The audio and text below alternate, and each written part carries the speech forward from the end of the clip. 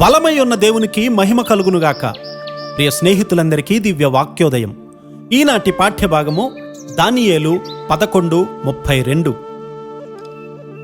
తమ దేవునెరుగువారు బలము కలిగి గొప్ప కార్యములు చేసెదరు. మన దేవుణ్ణెరిగి ఉన్నామనే నిశ్చయత మనము కలిగి ఉండాలి.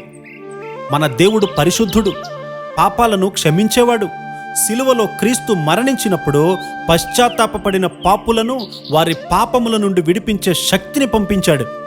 ఆయన చూపినటువంటి పరిశుద్ధ జీవిత ప్రమాణాలను, ఆయన కృపను బట్టి అనుసరించడానికి పాప క్షమాపణ, పరిశుద్ధత అనే వాటిని అనుగ్రహించారాయన.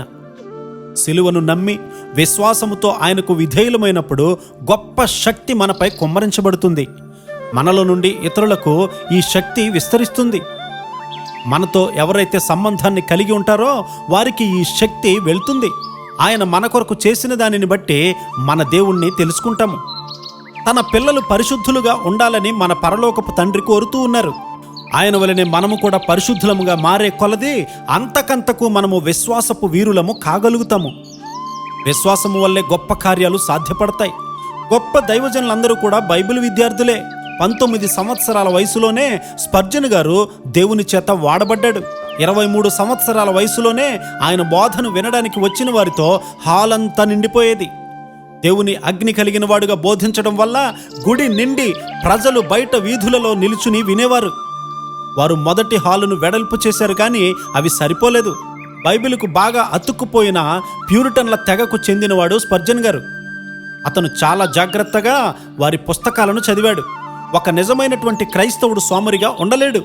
దేవుని మీద అతనికున్న భక్తి ప్రపత్తులను బట్టి బైబిల్ గ్రంథాన్ని క్షుణ్ణంగా చదివి ధ్యానించి దానిని బట్టి స్పర్జన్ గారు ఇంగ్లాండు దేశాన్ని ఆత్మీయంగా ఉన్నత స్థితిలోనికి లేవనెత్తగలిగారు.